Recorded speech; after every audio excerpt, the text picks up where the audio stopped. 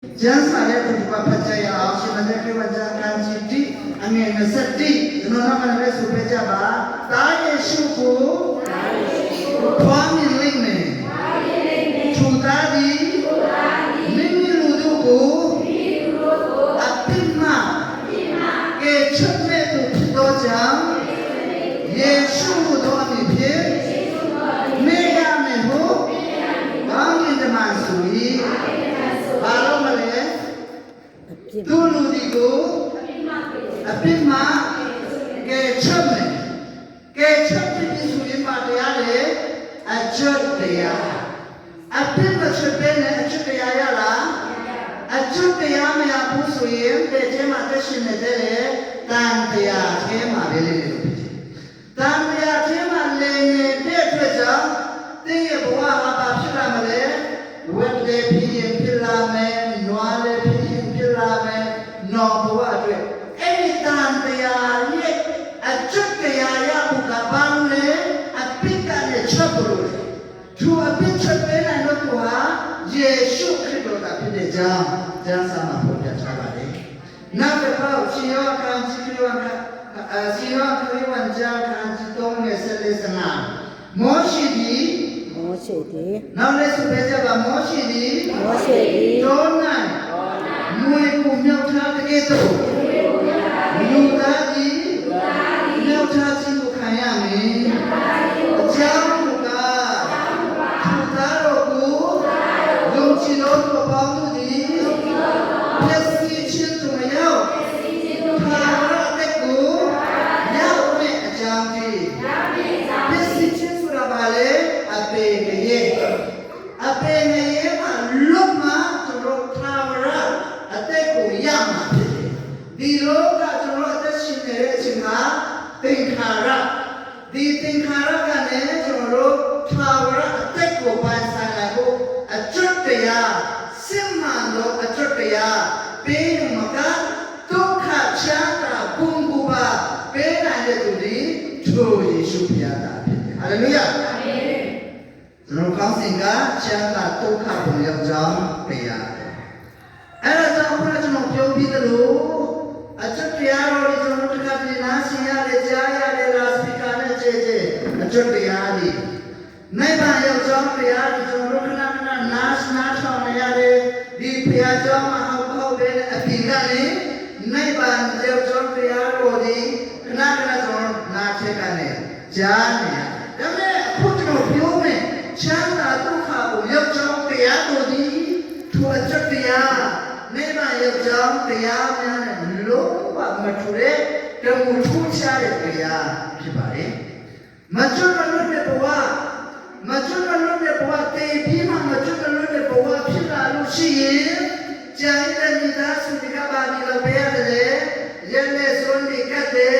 အများကြီးဝယ်တယ်ဟုတ်တယ်မဟုတ်လားအများဝယ်တာအများဝယ်တယ်အဲ့ဒါကြောင့်ရောက်တဲ့နေရာကလည်းဘယ်လိုခေါ်ရမလဲဒါတို့ခေါ်ပါ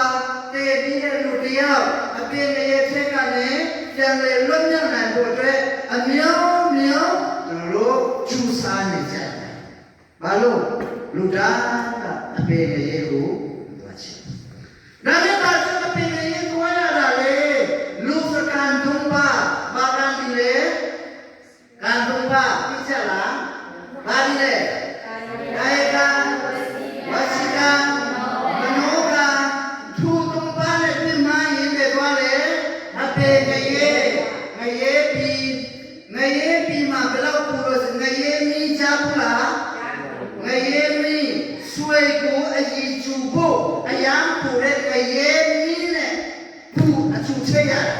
အကြီးပြောအဲ့ဒါဆိုအရန်ပူတဲ့နေရာဖြစ်တဲ့ကြောင့်ငရေမီးနဲ့နှမ်းစီပြောပါပြပါကိုလေငရေပြီးအပြည့်ငရေဘယ်နှပါရှိလဲ၄ပါဟုတ်ပြီနော်ကာယကလောက်ဆောင်ချက်နဲ့သူများနဲ့လက်ပြီးသူများကိုလက်ပြီးနဲ့မထူဘူးသူများရဲ့ပစ္စည်းကိုလည်းခုံမယူဘူးကာယကကောင်းရင်ကောင်းနိုင်တယ်မနောကနှုတ်ကမလွယ်ဘူးနော်တခါပြောတော့ပြီးဆိုရင်သူကလည်းတစ်ခါပြန်ပြောချင်လေသုံးခါပြန်ပြောချင်လေလေးခါပြန်ဟုတ်ပြီသူအရန်ကောင်းတယ်ဘာမှပြန်မပြောဘူး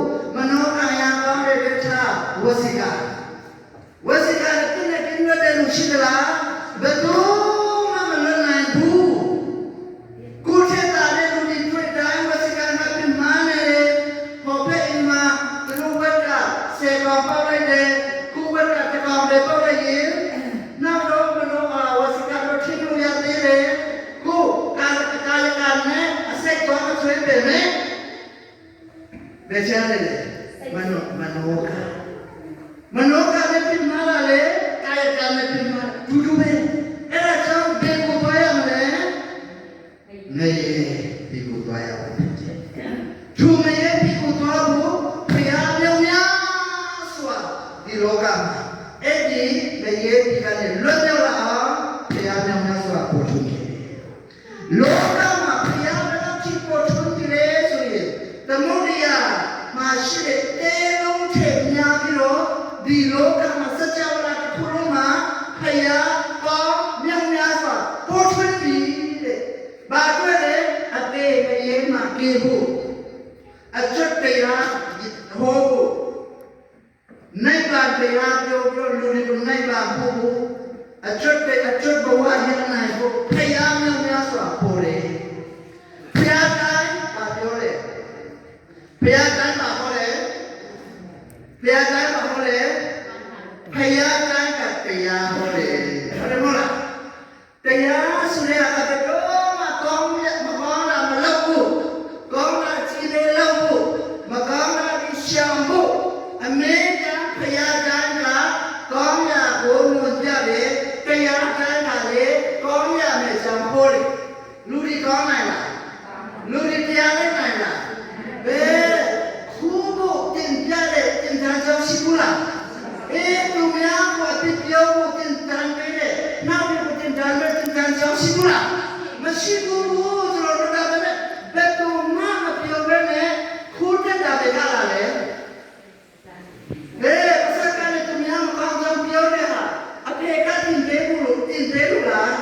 တမီးရဲ့သူများကတင်ဖို့တစ်ခါပြောရင်သုံးခါတော့ပြောပါဆိုတဲ့တွင်တင်နဲ့မိမရှိသလားမရှိဘူးတားရဲ့သူများကဘယ်လိုပဲပြောဘယ်လိုပဲလုပ်ခဲ့ဒီခံရမယ်ခွင့်လို့ရမယ်အမေကမိဘကပြောတယ်တရားဖယားတိုင်းတရားဟောတယ်ဒီတရားတိုင်းလူတိုင်းကောင်းနိုင်လား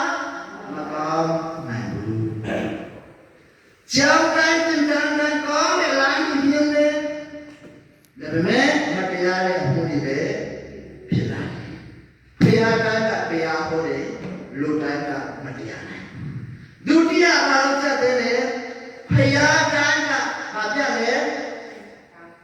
တရားတော့ပြောပြပြီးကြားဖို့ပြီးဖယားတိုင်းကပြတ်လဲတကူပြ